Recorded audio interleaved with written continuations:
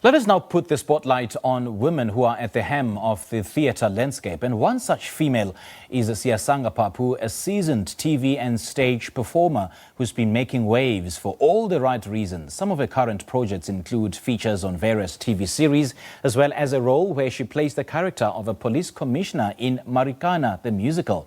And to discuss all of this and more, Siyasanga is joining us via Skype. Siya, a very good morning to you. Thank you so much for joining us, and happy Women's Day. Good morning to you, Simpiwe, and thank you very much. Morning to your viewers as well. When did you know that you were meant to be a TV and theatre performer? Well, I think I started in high school having the belief that I could actually tell stories in this form. Yeah. Okay. Just looking back at your journey thus far, how has it been, Siya, and what are some of your career highlights?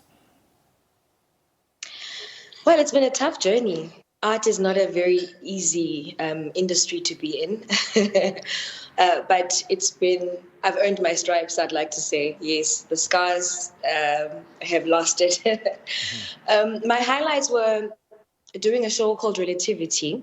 Well, one of my highlights, doing a show called Relativity that we took to every festival in South Africa, and then going on to take it to a festival in Vienna and a festival in Scotland, and having a 4-month tour in the UK, doing 10 different cities. That's one of my highlights. Okay. And also having been nominated for a Naledi Award for Best Supporting Female Artist in a Musical, and that was for Marikana-The Musical. I have done a little bit of TV, but the theatre is definitely where my roots are. Yes. And what are some of the career-changing decisions that you've had to make to get to where you are right now in your career? Sure. Well, in my industry, there isn't really any consistency, you know. Okay. You have to run yourself as a business, and that's the only way you will survive. And for the longest time, it took me a while to get to that understanding. And so I would always dabble with art and working in the corporate world until I got to a point where I felt I had no other choice but to actually 100% commit to art. That way, if I'm not doing a theater piece, I'm doing a TV show. If I'm not doing a TV show, I've got a band, so I'm doing a music show somewhere. I had to find ways in order to make it consistent for myself, and those were the commitments I had to make. And I had to then leave the corporate world and be able to give 100% to the art, basically. Why do you think there is such consistency, though? And do you think that it will, in a way, affect the quality of the craft? Well, you have to create that for yourself. I'm blessed in that I'm a singer, I'm an actress, I paint, I'm a sketch artist. And so I'm able to split myself within the art still and do more.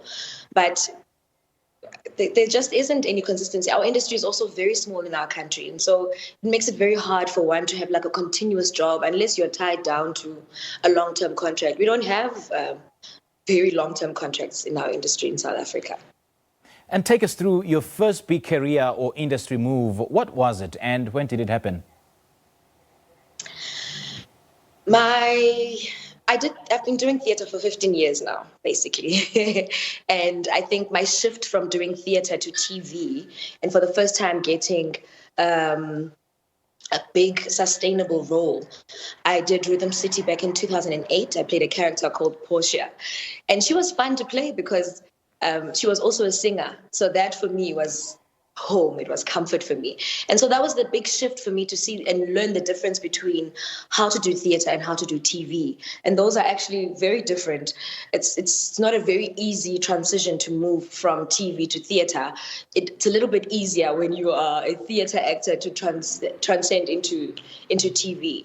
But that was my big move. And I knew that I'd like to do a little more TV. I'm never going to let go of my theatre, but it's definitely something I could stretch myself into. Okay, and let's also talk about your forthcoming project, Marikana-The Musical. Tell us about this production and how you became a part of it. I went through a casting process. There was auditions that were held back in 2014. Yes, 2014. And well, basically we go through long casting processes where you get callbacks and then you're told, don't call us, we'll call you. And I got that call to say, look, you've been cast to come and play this role. And we went through a 6-week workshop process that was also workshopping the script. We had to, we got the books, we were reading the books, we were watching the videos. The book that we were reading was written by journalists who were actually at Marikana at the time of the massacre. And so we were able to sit down with some of the journalists and ask them questions, do a lot of research, even character research, and watch videos of the character that I was playing. I was lucky enough to be able to see some of the footage that Commissioner had put out there in the media. So we went through that process, which took us about 6 weeks. And our very first show was actually in Grahamstown with Marikana-The Musical. And it was a very tough journey because it was still so raw. I mean, something that had happened 2 years ago at the time. And learning the different things that we didn't see out in the media and hearing the stories from the journalists of how they had to walk past dead bodies at this time and age. It was not an easy one, but we were glad to be able to have the opportunity to tell the story. Yeah. Yeah, and I've also mentioned that you play the character of a police commissioner. And we know, I mean, everybody who knows the story around Marikana knows the role that the police commissioner at the time played and the controversy around that particular role. Do tell us about what that role entailed and how difficult or easy was it to tap into that role as you told that story. Oh, it was not easy. It's not easy to tell the story of someone sitting right there in the audience at times, and perhaps relatives and friends who are sitting in the audience. And that's why you have to be delicate with people's work and telling their story. You have to ensure that the research you do is at least, truthful, so that you can come from an honest place when telling the story. I wanted to be able to say, even if I was to come and sit in front of her and be able to tell her that this is the research I'd found and this is the truth and the honest story that I was able to tell. So that's why we were very diligent in terms of finding the true story and the real things that were actually happening. It's very hard telling the story of someone who could just walk into the room and tell you that, no, that's not factual, that this is not factual, or, But yes, I think we took a lot of time with the research. Hence, usually we take 4 weeks in rehearsal, but we went an extra 2 because for the first 2 weeks was that in-depth rehearsal, in-depth research into the different characters. And so, it's not easy. I can imagine, Sia. But then, whatever it is, I know that you kill that role. Thank you so much for chatting to us this morning. Thank you so much, and thank you for having me. Great stuff. Now, speaking to us about women claiming their space in the theatre landscape, that was actress Siyasanga Papu. You can catch her on the virtual Marikana-The Musical production from the 12th of August.